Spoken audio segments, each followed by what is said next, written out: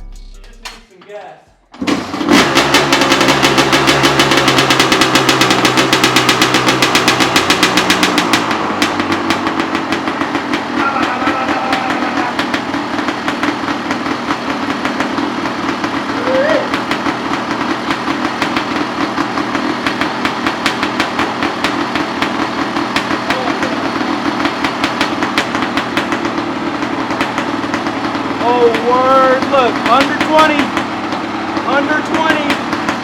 All right, that's much better. Gave the CR a bath and it's looking gorgeous again.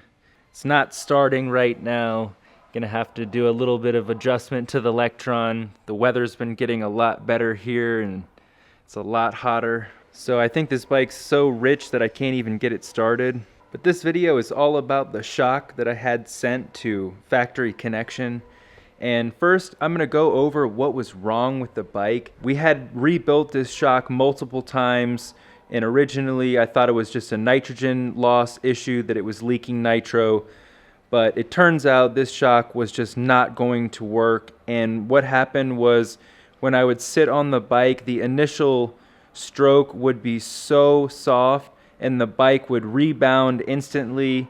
So if I pressed down on the rear, it would just come right back up. It wouldn't have a nice slow delay like it should. Also, like I said, it was extremely soft up in the top of the stroke and just in general, but the bike would be super floppy and feel like a bouncing board. So that really sucks for a Supermoto, because you want it to be tight and stiff. And whenever I would try to do wheelies, the bike would be constantly bouncing and sagging and rebounding out of control. I also had an excessive amount of preload, which was putting a lot of stress on my spring. But I got the shock back in the bike, and just from taking it off the stand and sitting on it, I can already tell that it's going to work amazing. And Factory Connection actually told me they don't do a lot of Supermoto suspension work anymore, but they did have me send it out to Mark, who's in the Corona, California location, and he was able to help me out and get me set up with a Supermoto setting. You guys know this bike is a 2003 CR250. It has Showa suspension and it's pretty old stuff. So the first thing they did was they got rid of this SKF shock seal and this low friction piston ring, all of the O-rings and this Pivot Works bumper, and they returned all of it back to the OEM Honda parts. They told me that they found that just gives a much better seal with the suspension. And as you can see, this is the old compression adjuster, and they installed a completely different Showa compression adjuster. So this is a whole new component designed for Supermoto. And they also have a different high-speed compression spring in there made by Factory Connection as well. Now this suspension was also re-valved for Supermoto, and I think they might have changed the valve for the rebound as well. And it already has a Factory Connection stiffer spring. This is a 5.4 kg spring. There you can see it has the OEM shock bumper now. I also noticed that they polished the shock shaft and it looks amazing. And of course the shock has new O-rings and seals and new oil now. Fully serviced and tuned for Supermoto, so it should handle amazing now. They also sent back this information for me, so here they have all of the settings and where they are at, which are set in the middle of all the adjustments, so that's awesome. Now I can go stiffer or softer with everything. So they recommend 105 millimeters of sag. I might have to adjust the sag on the bike, but I think the way they sent it, it should be good to go. But this booklet comes with a lot of information about suspension and suspension tuning, so this is really cool. I'm definitely going to refer to this if I need to do any tuning. It even talks about rider sag and all of that in here. Fork tube height. So there's some cool stuff. Now I didn't get any help from Factory Connection on this. I paid full price and it was pretty expensive. But I think I'm going to be extremely happy once I ride this bike. And that's what we need to do. So I'm going to tune the Electron, show you guys really quickly how to make an adjustment on that Electron. It should just be one adjustment and we should be good to go. And then we're going to take this beauty out for a rip and see how this rear shock feels. I'm so excited. I haven't ridden this bike in about a month and a half. So let's go!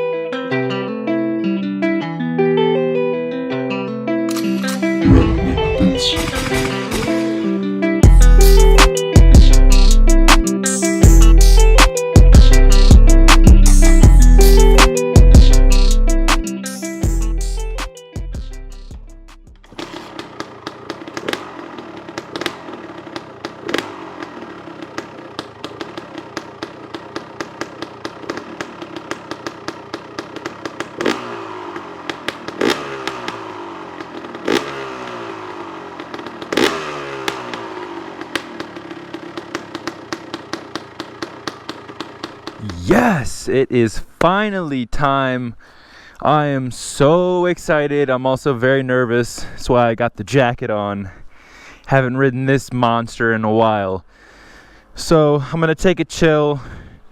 Maybe do a couple small wheelies, but just want to feel this shock out because sitting on this shock feels so different than it used to.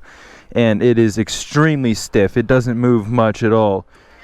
But once we start going fast, I'm sure it is. And here's what I'm talking about, guys. So when I compress this back down and let off, it's a nice, slow rebound. It almost has a delay. So before it was just all bouncy and floppy. But enough talking. Time to brap. Look at that, first kick. So the Electron just needed one adjustment, leaner, and I raised the idle up, that quarter adjustment. Good to go.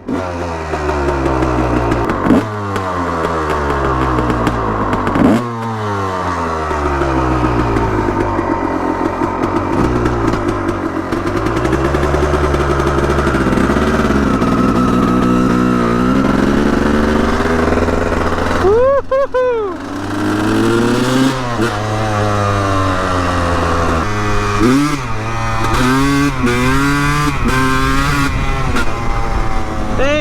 this thing is running crisp right now.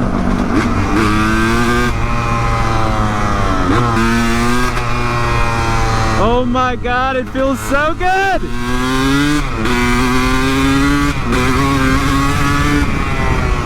Woo! Oh yeah, that's nice.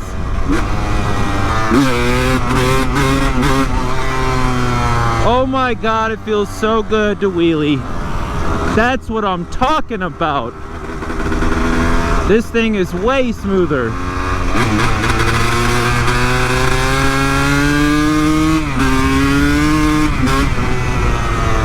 Damn, dude. I always forget how raw this bike is.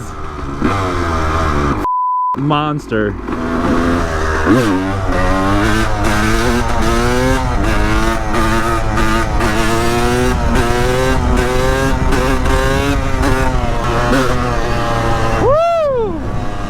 Oh, it loves those speed bumps now.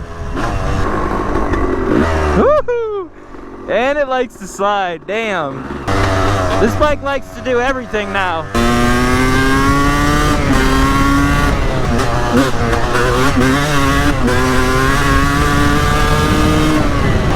Man, this thing feels so good at high speed now. It's ridiculous. Yes! Oh man, we did good, we did good. Factory connection, I love you guys. I just don't like these tires. I can never get it to grip.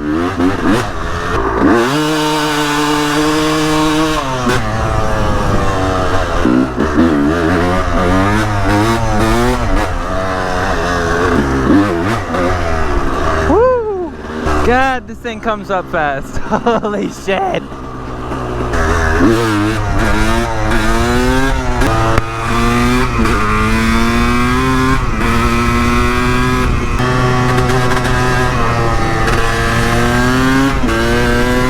Alrighty then, as you guys can see, this bike is an absolute blast to ride now, and the shock is working better than I could have ever imagined.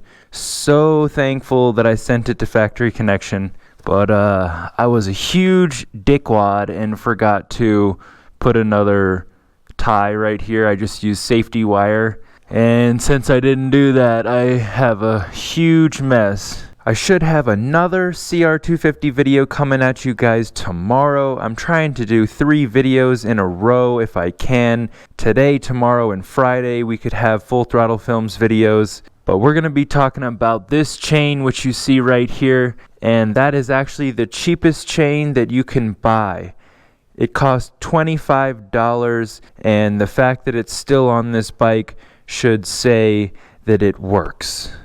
So like always, if you guys have any questions from this video or in general, drop them down in the comments. Expect another video coming tomorrow, and I'll see you guys in the next one.